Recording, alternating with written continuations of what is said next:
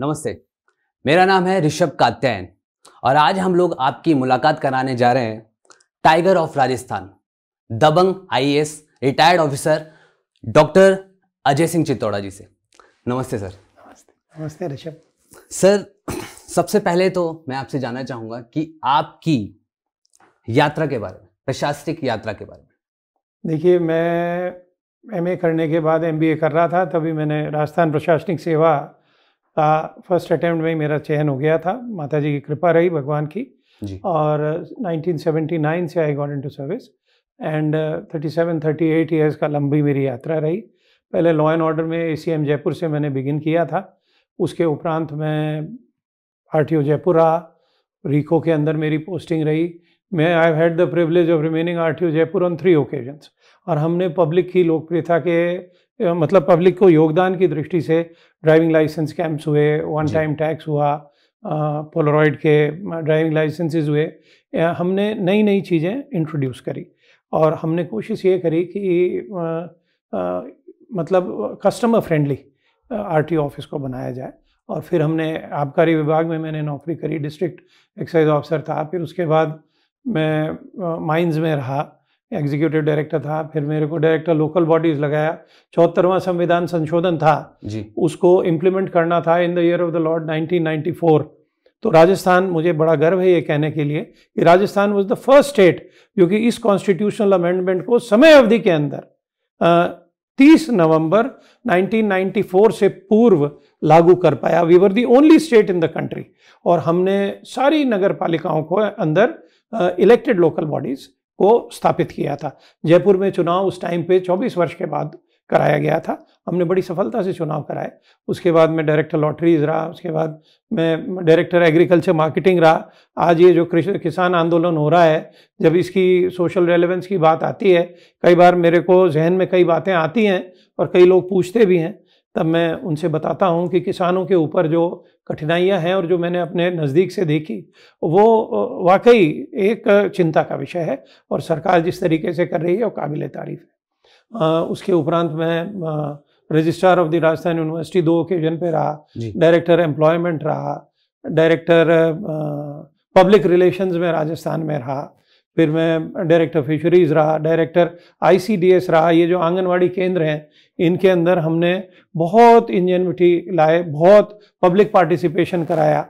और ये करने के उपरांत हमने बहुत अच्छे नवीन योजनाएं लागू करी। इसके बाद मैं कमिश्नर राजस्थान हाउसिंग बोर्ड रहा, मैं कमिश्नर डिपार्टमेंटल इंक्वायरी रहा। इस प्रकार से मेरी जो प्रशासनिक यात्रा रही वो बहुत ही सुखद और बहुत ही अविस्मरणीय रही। इतनी यादगार मतलब सेवाएं देने का मेरे को मौका मिला और मैं भगवान का बहुत बहुत ऋणी हूँ। राजस्थान सरकार का आभारी हूँ कि उन्होंने मेरे को इतना मौका दिया।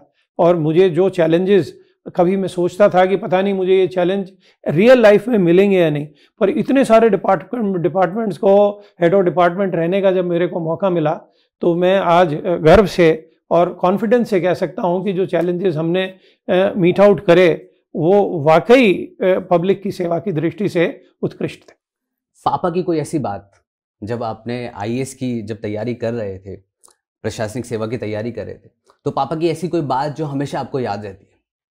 ऑनेस्टी एंड हार्ड वर्क, 2 ही बातें ऐसी हैं जो उन्होंने सदा मैंने अपने जीवन में देखी उनमें, और जो उन्होंने कभी बोली नहीं, पर उन्होंने यही बात हमें इशारे में बाय एक्शन समझाई। ऑनेस्टी और हार्ड वर्क 2 ऐसी चीज़ें हैं जो जीवन के अंदर यदि रहेंगी तो सफलता ही मिलती है। आपने 38 सालों तक प्रशासनिक सेवा में अपनी सेवा दी, तो ऐसी कोई बात, ऐसी कोई चीज़ जो आपको हमेशा रोज़ मोटिवेट करती थी उन 38 सालों तक? देखिए, जो मोटिवेशन है वो सबसे ज़्यादा इस बात से होता है कि हम सर्विस में आए क्यों। जी, सर्विस में आते हैं सेवा के लिए जी, और सेवा से बढ़िया कोई मोटिवेशन नहीं है। और स्पेशली उन लोगों की सेवा जो फरियादी के रूप में, जब हम ब्यूरोक्रेट होते हैं, जब सिविल सर्वेंट होते हैं, तो जो हमारे सामने उपस्थित होते हैं, उनकी सेवा करना, उनको रिलीफ देना। और मोटिवेशन के लिए फिर सेकंड जो लेवल होता है वो होता है नई चीज़ें करना, जी, कि to take the generation forward. हर जनरेशन का अपना योगदान होता है। तो हर पीढ़ी जो होती है वो ये चाहती है कि हम कोई ऐसी नवीन चीज़ करें जिससे सोसाइटी, सिविलाइजेशन आगे बढ़ती है। सिविल सर्वेंट का इस पर्टिकुलर क्षेत्र में नवीनता में, इंजेन्युइटी के अंदर बहुत बड़ा योगदान होता है जो देश अपेक्षा रखता है। जी, तो सर क्योंकि आपके नाम के आगे डॉक्टर अजय सिंह चित्तौड़ा, तो जो आपकी पीएचडी जो आपने की है हिस्ट्री में, तो ये जो पढ़ाई आपने अपनी एजुकेशन सर्विस के साथ ही की या बाद में की, रिटायरमेंट के बाद? देखिए, एजुकेशन तो कंटिन्यूअस प्रोसेस है और आदमी को सदा पढ़ते ही रहना होता है। अगर आप पढ़ेंगे नहीं तो पिछड़ जाएंगे, सीखेंगे नहीं तो भी पिछड़ जाएंगे, और सीखने के लिए पढ़ना जरूरी होता है। मैंने I got my PhD in 2015 और मैंने सर्विस में रहते हुए ही अपनी पीएचडी अर्जित करी। मेरा टॉपिक था the Kachhawa rulers of Dhundhar. Dhundhar, बृहद जयपुर को ढूंढार कहते हैं, और there contribution in literature, art and architecture. अब सर कुछ फैमिली के बारे में बताइए, क्योंकि मैंने सुना है कि आपकी फैमिली में सभी प्रशासनिक सेवा में नहीं, ऐसा नहीं है। तो हाँ, मेरे पिताजी आईएएस के फर्स्ट बैच के थे, लिस्ट 1 के 1949 के अंदर उनका चयन हुआ था। फिर मैं और मेरे ब्रदर 2 जने हैं। ओरिजिनली मैं तो आर्मी में जाने की मेरी इच्छा थी, परंतु मेरे ब्रदर का डॉक्टर बनने का लक्ष्य था। अब इत्तेफाक ऐसा हुआ कि मेरे जो बड़े ब्रदर थे वो आर्मी में डॉक्टर के लिए उनका एफएमसी में चयन हो गया। अच्छा। तो वो आर्मी भी हो गए और डॉक्टर भी हो गए, तो उनको एडवांटेज मिल गया। तो फिर सेकंड बेस्ट ऑप्शन ये था कि I decided to take on bureaucracy, और मैं ब्यूरोक्रेट बना। ब्यूरोक्रेट बन के इत्तेफाक है और भगवान की कृपा है मैं राजस्थान ही रहा और मैंने यहाँ पे सेवा करी। सर जाना था आपको आर्मी में और जुड़ गया प्रशासनिक सेवा से, तो आपके प्रेरणा स्रोत कौन रहे? मैंने आपको बताया, एक तो हमारे प्रेरणा स्रोत सर्वप्रथम जो ब्यूरोक्रेट से आर्मी में आए वो रहे नेताजी सुभाष चंद्र बोस।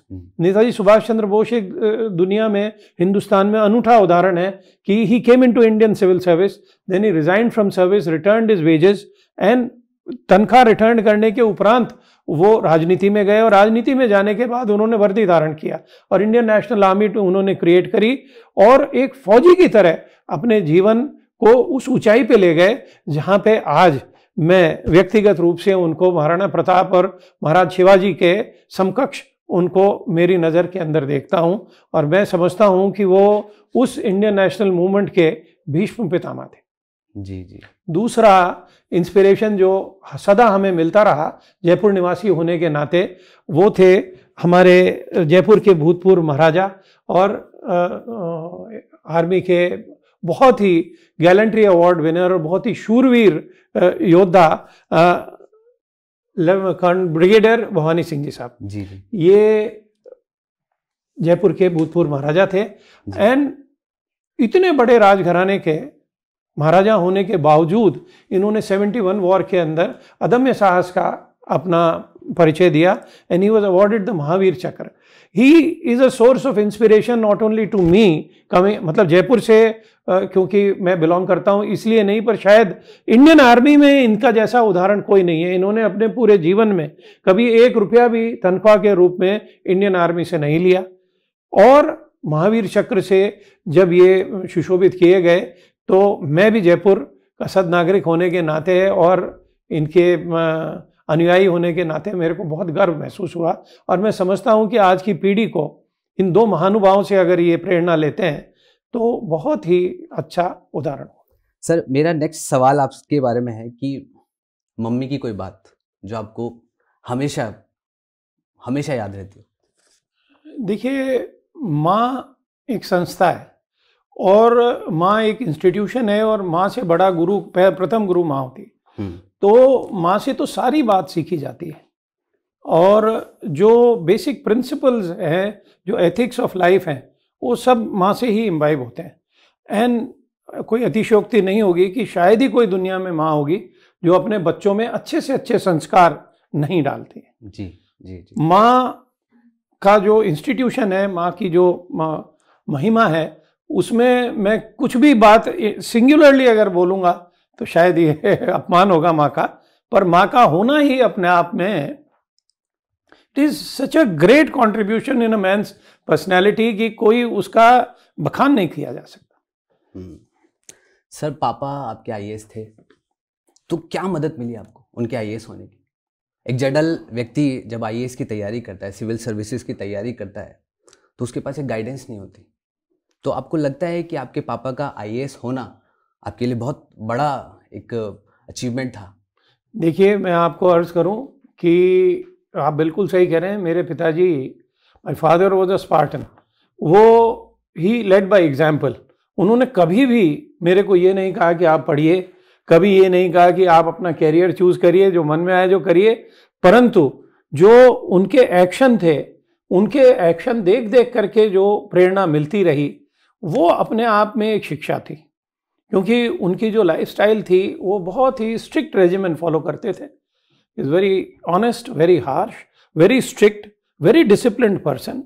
और वो भी एक सिविल सर्वेंट और आर्मी का कॉम्बिनेशन ही मैं समझता हूँ थे। और वो अपने ज़माने के अंदर मतलब he would do everything to precision. हर काम वो प्रिसिशन से करते थे और वो यही चाहते थे कि अपना योगदान और नेकी करने के उपरांत उन्होंने यही कहा कि भैया, अपने तो जब भगवान ने आपको अगर कोई ओहदा दिया है तो अपन को तो नेकी करनी है और उसको भूल जाने का है, कभी भी याद नहीं रखनी और किसी को याद नहीं दिलाना कि हमने उनका ये काम किया था। और सेवा, मेरे पिताश्री ने जो सबसे बड़ी, उन्होंने कभी मेरे को ये नहीं कहा कि आप पढ़िए या आप बढ़ कर के और पता नहीं फलानी लाइन में जाइए, degree. It was my own, मैंने देख करके प्रेरणा ली। उन्होंने, जब मेरी नौकरी लग गई और मैं पहले दिन अपने कार्यालय में जा रहा था, उससे पहले मेरे पिताजी से मैंने पूछा कि आप मुझे गुरु दक्षिणा दीजिए और कुछ ऐसी बात बताइए जो मैं अपने जीवन में गुरु के रूप में। तो वो मेरे पे हंसे और बोले, पिता गुरु नहीं होता है। अच्छा। क्योंकि पिता से जो बेटा होता है वो नेक्स्ट जनरेशन होता है। तो मैं आपका गुरु नहीं हो सकता, फिर भी एक छोटी सी राय देता हूँ कि जो भी आपके सामने गरीब आदमी आए उसको कभी भी निराश नहीं करना और उसकी बद्दुआ कभी अपने को नहीं लेनी है, उसकी दुआ मिले ऐसा अपना एक्शन होना चाहिए। तो मैंने उनसे फिर सवाल किया कि साहब, गरीब आदमी की परिभाषा क्या? तो उन्होंने कहा, चाहे आवेदक अरबपति हो, करोड़पति हो, कोई भी हो, जब आपकी कुर्सी के सामने वो आएगा तो उसको सेवा के भाव से ही अगर आप देखेंगे तो ही आप समझेंगे। गरीब से मतलब आर्थिक रूप से गरीब नहीं माना जाता है, परिस्थिति से जो जरूरतमंद है उसको उन्होंने गरीब की परिभाषा में। जी सर, जब भी मैं आपका इंटरव्यू लेने से पहले जब यहाँ आया था तो मैंने आपके बारे में पढ़ा था जी कि आप बेहद ही ईमानदार थे। जब आपने काम किया तो ईमानदारी से किया और आपका बहुत नाम भी था। अच्छा सर, मेरा अगला सवाल ये है कि जो सिविल सर्विसेज की तैयारी थी वो आपने कब से शुरू कर दी थी? मैंने कब लगा कि अब आपको तैयारी शुरू कर देनी चाहिए और तैयारी का आपका तरीका क्या था? मैं कई बार नई पीढ़ी के बच्चों को लेक्चर दे, 2 बार मैं यूनिवर्सिटी में रजिस्ट्रार भी रहा जी। और मैं ऐसे कोचिंग सेंटर्स में भी, हमारी यूनिवर्सिटी में भी कोचिंग सेंटर था राजस्थान यूनिवर्सिटी में, उसमें भी मैं लेक्चर देता था। तो ये सवाल अनेक बार मेरे से पूछा गया और हरदम मैं यही जवाब देता था कि देखिए, मैं तो सुबह जल्दी उठने वाला आदमी हूँ। जब से मेरी स्मृति है, जब से मुझे याद है, मैं सुबह 5 बजे उठ जाता हूँ और 5:30 बजे अपना दिन बिगिन कर देता हूँ। सबसे पहला काम मैं उस ज़माने के अंदर भगवान को हाथ जोड़ करके पढ़ाई करा करता था 1.5-2 घंटे की। उसके बाद मैं अपने जिम जाया करता था। उस ज़माने में मैं जिम किया करता था, अभी भी करने की कोशिश करता हूँ। और उसके बाद मैं ऑनर्स का स्टूडेंट हो गया था बीए में। तो हमारी 8 बजे से क्लासेस लगी। 8 बजे मैं साइकिल से अपने कॉलेज पहुंच जाता था और उसके बाद कॉलेज पूरे दिन करता, शाम को वापस आता और 9 o'clock हमारे को 9 बजे से पहले मेरे फादर के साथ, फैमिली के साथ डिनर लेना होता। उसके बाद 1.5-2 घंटे 3 घंटे मैं रात में पढ़ा करता था और दिन के अंदर लाइब्रेरी में जा कर के 8-10 अखबार अवश्य पढ़ा करता था। तो इससे मेरी जो स्टडी थी वो, मुझे जहाँ तक ध्यान है, जब तक मैं सिविल सर्विस का एग्ज़ाम दिया मैं प्रतिदिन किया करता था, चाहे वो स्टडी 3 घंटे ही रही हो। और मैंने एमए करने के बाद एमबीए जब कर रहा था तभी मेरा सिविल सर्विस में, राजस्थान एडमिनिस्ट्रेटिव सर्विस में मेरा चयन हो गया था। और मैंने अलग से कभी भी ना तो कोचिंग अटेंड करी और ना कोई क्लासेस अटेंड करी। केवल सुबह 1.5-2 घंटे सवेरे पढ़ता था, 1.5-2 घंटे रात को पढ़ता था। दिन भर आराम से सारे दुनिया के गेम्स खेलता था, सारी दुनिया की सोशल और अदर एक्टिविटीज़ में पार्टिसिपेट करता था और अपने कॉलेज को भी अटेंड करता था। लाइब्रेरी अवश्य जाता था और 8-10 अखबार, जितने भी अखबार लाइब्रेरी में होते उनको मैं बिल्कुल ऐसे एक किताब की तरह, पुस्तक की तरह पढ़ा करता था। और I walked into the civil service in my first attempt. Sir आपका एक एक शब्द है ना बच्चों के लिए, जिन ये इंटरव्यू जो हो रहा है बच्चों के लिए गुरु मंत्र है, क्योंकि बच्चों के पास सबसे बड़ी प्रॉब्लम होती है गाइडेंस की। जी सर मेरा नेक्स्ट सवाल ये है कि जो बच्चे तैयारी कर रहे होते हैं, चाहे वो आर्मी में तैयारी कर रहे हैं, चाहे वो सिविल सर्विसेज की तैयारी कर रहे हैं, तो बहुत जल्दी हताश हो जाते हैं। मतलब उनको कोई गाइड करने वाला नहीं होता, मोटिवेट करने वाला नहीं होता। तो आप उनको कुछ कोई शब्द कुछ कहना चाहें आप उनके लिए, मोटिवेट करने के लिए कुछ बताना चाहें आप? देखिए, मोटिवेशन के लिए तो हमारे शास्त्रों के अंदर इतनी बातें लिखी हैं जो मेरे को बोलने की ज़रूरत नहीं। भगवत गीता अपने आप में इतना बड़ा मोटिवेशन है। निष्काम कर्म योग से बड़ा मोटिवेशन तो कोई दुनिया में किसी ने कभी बताया ही नहीं।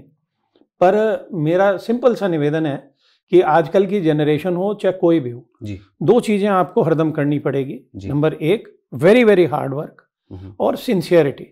और स्पर्ट्स में, अगर ब्रेक्स के अंदर आप काम करेंगे तो नहीं होगा। फोकस्ड अगर आप रहते हैं, अगर आपका टारगेट आपके सामने है कि मेरे को इस लाइन में जाना है, और उस लाइन के अंदर एक तो मेहनत करके जो आपका स्टडी करे, मतलब नॉर्मल करिकुलम है वो तो पढ़े ही, उसके अलावा आपको स्किल अपग्रेडेशन तो आजकल की जनरेशन को करना पड़ेगा। हमारे ज़माने के अंदर इतनी मल्टीफेरियस एक्टिविटीज़ नहीं होती थी। अब तो टेक्नोलॉजीज इतनी एडवांस हो गई। Even if it is a camera, तो हमारे ज़माने में सिंपल कैमरा आता था, उससे फ़ोटो खींचो और जा करके उसको धुलवा करके फ़ोटो बन जाती थी। अभी कैमरा है वो डिजिटल है, उसमें इतनी तरीके की टेक्नोलॉजीज इन्वॉल्व है, उसमें zoom etcetera, everything is built in, so on and so forth. Video is also built in, everything is built in, but you need to be upgraded with technologies in today's world. अच्छा, skill upgradation का मतलब ये नहीं कि educational skills जी, extra curricular activities की भी जो भी स्किल्स हैं सब आनी चाहिए। मैं उदाहरण के तौर पे आपको बात बताता हूँ जी। अभी कोरोना हुआ जी, जब से कोरोना लागू हुआ, मेरे I have a small family, I have 3 children. My eldest daughter is in the Rajasthan civil service. उनके हस्बैंड हैं वो इंडियन एडमिनिस्ट्रेटिव सर्विस में ही है, he is in government of Rajasthan only. 2002 batch के IAS ऑफिसर हैं। उनकी एक बेटी है, उसका नाम Bhuvaneshwari. She is a student of MGD, she is 11 years old, और उसको हिंदी नहीं आती थी जी। जब कोरोना हुआ तो उन्होंने, उनकी मम्मी ने और उनकी नानी ने, मेरे वाइफ, वो IAS के अंदर ही थे, मेरे वाइफ भी, वो 76 बैच के टॉपर हैं जी। और उनकी नानी ने और उन्होंने, क्योंकि हिंदी उसकी वीक थी तो MGD में उसको फ्रेंच सब्जेक्ट दिला रखा था और उसको हिंदी कम आया करती थी। पर उस बच्ची से मैं प्रेरणा लेकर के आपको प्रेरणा की बात बता रहा हूँ कि बच्चों के लिए प्रेरणा की बात क्या है। उस बच्ची ने, भुवनेश्वरी ने, 11 year old ने एक रोज अपनी माँ के साथ वो गीता प्रेस पे चली गई। उसकी माँ, मतलब मेरी बेटी जो है, उसका नाम अदिति सिंह है। अदिति सिंह जब अपने उस पे गई वहाँ पे गीता प्रेस में, तो उन्होंने, गीता प्रेस में बहुत सस्ती किताबें मिलती हैं और बहुत सारी किताबें मिलती हैं, और उनमें मतलब वो तो एक ज्ञान का एक भंडार है। तो उन्होंने बहुत सारी किताबें खरीद ली। तो ये 11 साल की बच्ची थी। अच्छा, गीता प्रेस के अंदर जो किताबें होती हैं उनमें इतनी अच्छी पिक्टोरियल डिपिक्शन होता है कि वो बच्ची फैसिनेटेड हो गई और वो, उसने बोला मुझे भी किताब चाहिए। तो उनकी मम्मी ने कहा कि मेरी बेटी ने अपनी डॉटर से बोला कि आपको तो हिंदी आती नहीं है, तो सब हिंदी की किताबें आप क्या करेंगे? तो वो रोने लग गई। तो उन्होंने कहा अच्छा ठीक है, आप बताओ कौन सी किताब चाहिए। तो उसने 6 वॉल्यूम महाभारत की ले ली। ओके। इतनी मोटी 6 वॉल्यूम्स, ब्रिटानिका, एनसाइक्लोपीडिया ब्रिटानिका की तरह। और उस बच्ची ने, मैं आपको बताऊं प्रेरणा हमें क्यों मिलती है उस बच्ची से, उसने इस 10 महीने के अंतराल में उस पूरी महाभारत को पढ़ करके हिंदी के अंदर 500 पेज लिख करके उसने पूरी महाभारत का संवाद लिख दिया। पूरी महाभारत का उसने संवाद लिखा, जिसको अब हम पब्लिश करा रहे हैं। और उसके लिए 40 फोटोग्राफ्स उसने पेंटिंग क्रेयॉन से बनाई। फिर उसने उन्हीं महाभारत को पढ़ने पे और रिसर्च करी। जो टेक्नोलॉजी की बात मैं आपको बता रहा हूँ आजकल की जनरेशन की, अब वो 11 से 12 साल की इस साल हो जाएगी। उसने फिर इंटरनेट भी अच्छे से यूज़ करने लग गई, क्योंकि अभी डिस्टेंस लर्निंग स्कूल्स के अंदर करवा रहे हैं, तो उससे बच्चों ने फिर डिस्टेंस लर्निंग की, इंटरनेट की स्किल्स भी अच्छे से पिकअप कर ली। तो वो करी, महाभारत पढ़ी भी और महाभारत रिसर्च भी करी। फिर उसने 29 स्टोरीज, रहस्यमय कथाएं महाभारत की लिख दी।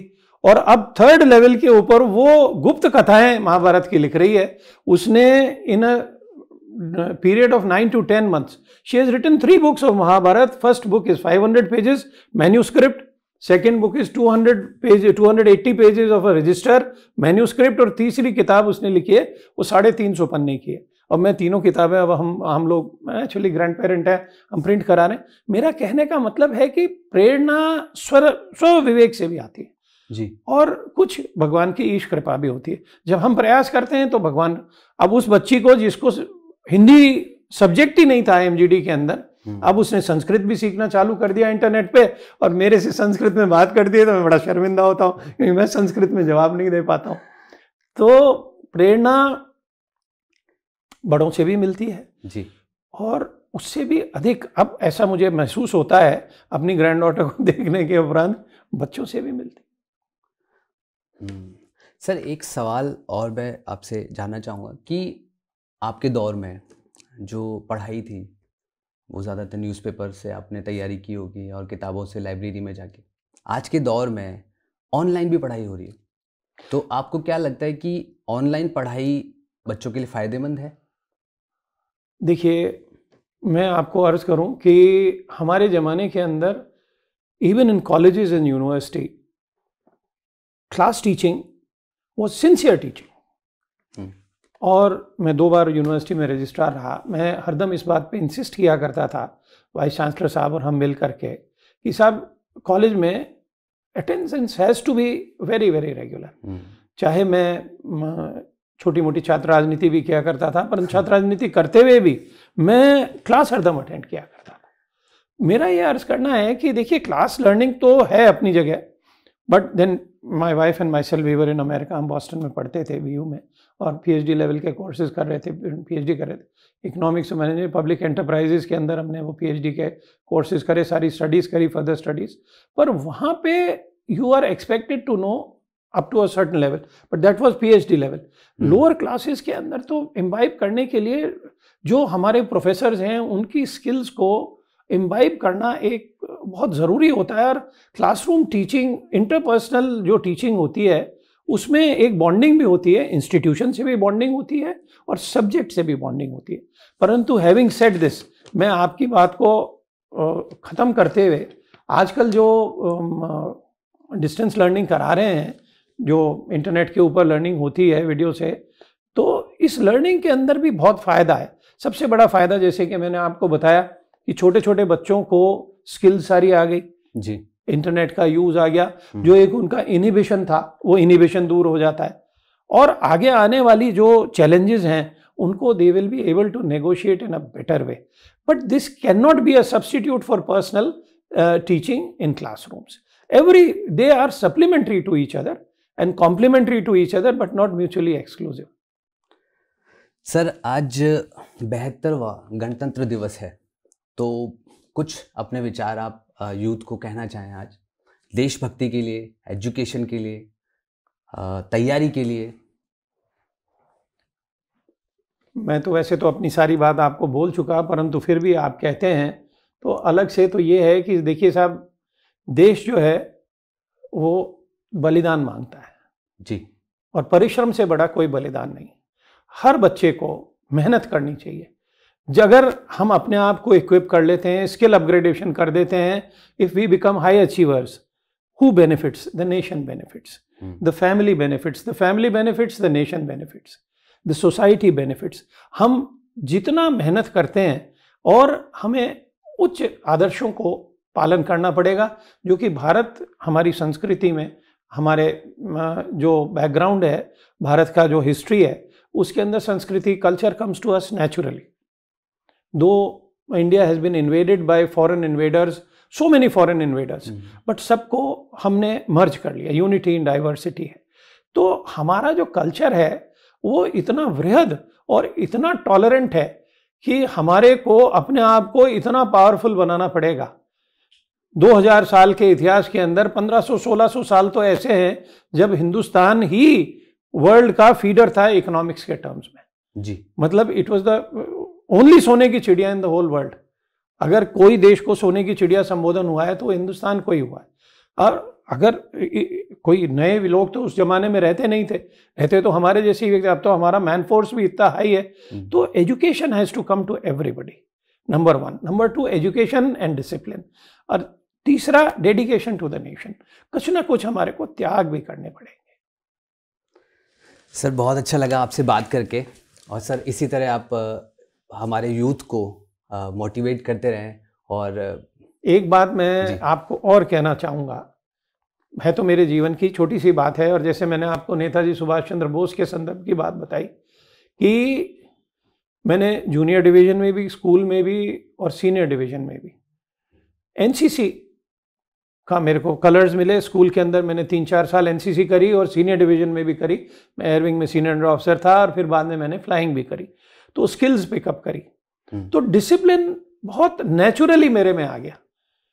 जब मैं बीए पास करके जब एमए कर रहा था, फ्लाइंग करता था और करता था, तो क्योंकि मैं एनसीसी में रहा था तो एयरविंग में, परंतु services by army we mean services में ये हो, तो मेरा फैसिनेशन आर्मी से, सर्विसेज से, एक तो टर्नआउट, एक डिसिप्लिन, एक हाई लेवल ऑफ डेडिकेशन और नॉलेज लर्निंग, क्योंकि हर चीज़ की टेक्नोलॉजी, वॉरफेयर की टेक्नोलॉजी भी इंप्रूव कर रही है। आपकी awareness about the whole nation has to be very high. तो services by itself is an inspiration to everybody. तो एनसीसी हो या स्काउट हो, सब बच्चों को, या इवन मार्शल आर्ट्स हो, कोई फिजिकल कल्चर हो, इसमें सब बच्चों को पार्टिसिपेट करना चाहिए। कोई ज़रूरी नहीं, कोई बच्चा अगर सपोजिंग फिजिकली थोड़ा इम्पेयर्ड फील करता है कि साहब मैं 100 मीटर्स में पार्टिसिपेट नहीं कर पाऊँ, कोई बात नहीं, वो कैरम में पार्टिसिपेट करे।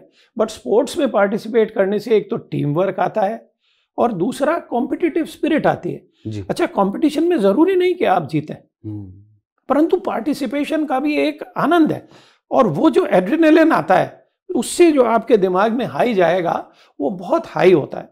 मैं कई बार सोचा करता था, जैसे कि आपने पहला सवाल पूछा था जब मैंने बताया कि साहब मैं आर्मी में नहीं जा पाया तो शायद मैंने कुछ खो दिया, परंतु मैंने हरदम योगदान करने की कोशिश की। जब मैं राजस्थान यूनिवर्सिटी में रजिस्ट्रार था तो मैंने अपना उड़न होने के लिए एनसीसी का, हमारे जयपुर स्टेट से ही एडमिरल माधवेंद्र सिंह जी थे, he was joint chief of staff और वो नेवल चीफ थे उस टाइम पे, और वो एक रोज़ मेरे को मिल गए। मैं उस टाइम पे यूनिवर्सिटी में रजिस्ट्रार था और उन्होंने मेरे से कहा कि भाई अजय सिंह जी, आप तो जयपुर के हैं, मैं भी जयपुर का हूँ, दोनों जने सेंट जेवियर के पढ़े हुए हैं, आप हमारे लिए क्या कर सकते हैं?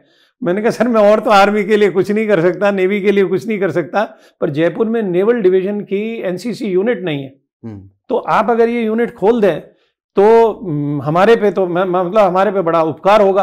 तो उन्होंने कहा भाई मैं तो एक्टिव सर्विस का हूँ, मुझे तो एनसीसी के बारे में इतना पता नहीं है, तो आप हमें बताएं। तो मैंने उनको मेरे बिना मेरे वाइस चांसलर साहब के पूछे हुए, गवर्नर साहब के पूछे हुए, who is the chancellor of the university, मैंने कहा साहब अगर आप इसके लिए पैसे देंगे तो मैं मैचिंग ग्राउंड मेरी तरफ से यूनिवर्सिटी की तरफ से दे दूंगा। You will be very happy to know कि उन्होंने 1 मिनट में इतने अच्छे व्यक्ति, इतना अच्छा व्यक्तित्व, एडमिरल माधवेंद्र सिंह जी का मेरे लिए सोर्स ऑफ इंस्पिरेशन, जयपुरी के हैं।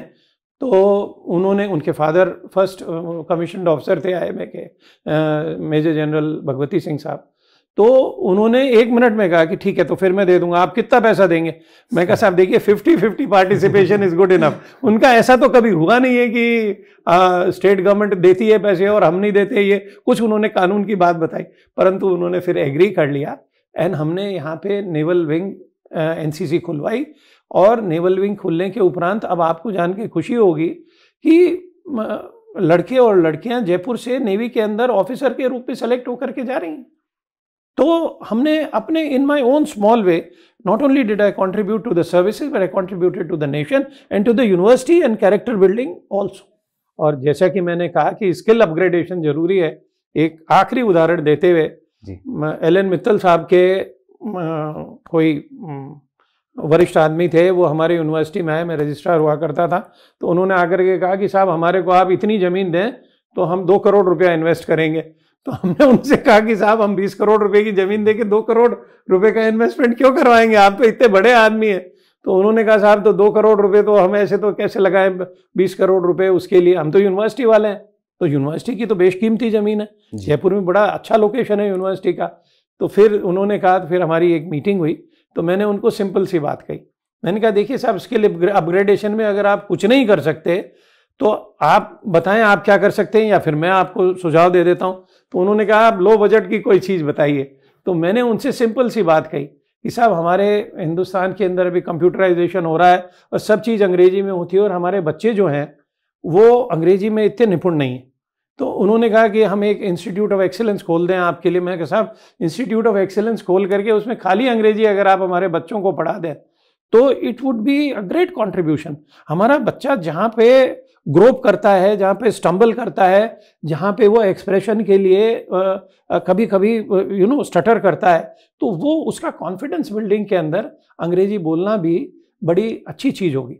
आया हिंदी हमारी मातृभाषा है, जैसे कि मैंने अभी आपको बताया मेरी ग्रैंड डॉटर ने तो हिंदी और संस्कृत बोलने लग गई वो एमजीडी में, उसके ऑप्शनली हिंदी नहीं था, अब वो फ्रेंच की जगह हिंदी, वो संस्कृत में मेरे से बात करती है। मुझे भी संस्कृत सीखनी पड़ रही है आजकल। तो जब मैं इस उम्र में संस्कृत सीख सकता हूँ तो मैं समझता हूँ हिंदी, अंग्रेजी, रीजनल लैंग्वेज, तीनों लैंग्वेजेस का स्किल होना बच्चों के लिए कॉन्फिडेंस बिल्डिंग के लिए बहुत ही आवश्यक है। और कंप्यूटराइजेशन का वर्ल्ड है और हम लोग क्योंकि इंग्लिश सोसाइटी से इन्फ्लुएंस्ड रहे हैं इतने साल और इंग्लिश हमारा एक सेकंड लैंग्वेज की तरह नेशन के अंदर यूज़ होती है, तो इंग्लिश स्पीकिंग के अंदर भी लोग बच्चों को अपनी स्किल्स को इम्प्रूव करना चाहिए। जी जी जी सर, एक बार फिर आपकी गाइडेंस की ज़रूरत पड़ेगी और दोबारा हम लोग आपसे दोबारा मिलेंगे। आपकी शुभकामनाएं, आपको बहुत बहुत आशीर्वाद।